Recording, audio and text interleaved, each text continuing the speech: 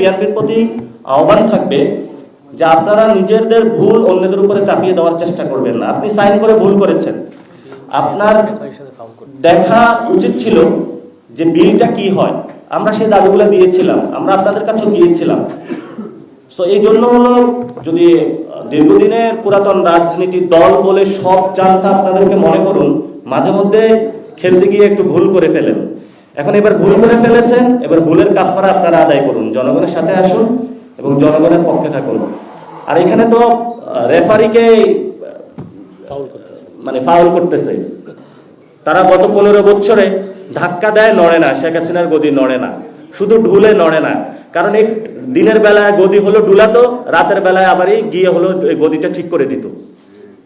রাতের অন্ধকারে গিয়ে সবার সাথে আবারই কম্প্রোমাইজ করতো। ব্যাংক বাণিজ্য থেকে শুরু করে বাংলাদেশের সবকিছুই তো তাদের অবস্থানগুলো ছিল। তা আমরা দিনও গদি ঝুলিয়েছি, রাতের বেলায় হলো গদি নাড়া দিয়েছি, এই জন্য গদিটা হলো সটকে গেছে।